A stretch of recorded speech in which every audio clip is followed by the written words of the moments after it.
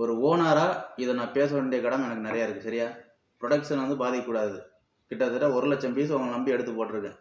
1,00,000 piece ப்ரொடக்ஷனை முடிச்சு விட்டு அடுத்த ஆர்டர் 2,00,000 பீஸ் கண்டெய்னர் ஆர்டர் இருக்குது. எப்போ முடிச்சு தருவீங்க? இவ்வளோ அசால்ட்டாக வேலை பார்த்தீங்க அப்படின்னா 100 பேருக்கு நான் வேலை கொடுத்துக்கிட்டு இருக்கேன். 100 பேருக்கு வாரமான அவங்களுக்கு வயிற்று பற்றிக்கு சோத்துக்கு என்ன பண்ணுவாங்க? ப்ரொடக்ஷனை சீக்கிரம் முடிங்க, லேபர்ஸுக்கு கரெக்டாக சம்பளம் போகணும். எனக்கு வந்து ஒரு வேலை 2 வேலை கிடையாது. புரிஞ்சுதா? வெளிநாட்டுக்கு போகணும், மாதத்தில் 3 டைம் ஃப்ளைட்டு பிடிச்சி போகணும். உங்களை கண்காணிக்கிறது எனக்கு வேலையே கிடையாது. புரியுதா? அதனால் லேபர் எல்லாத்துக்கும் வந்து சேலரி கரெக்டாக போட்டு விடுங்க. ஏதோ அந்த குப்பம்மாவுக்கு சேலரி ஏதோ ஒரு 1000 கம்மி பண்ணிக்கலையா? அது கூட்டுற வேலை பெருக்கிற வேலைலாம் கொடுக்கலையா?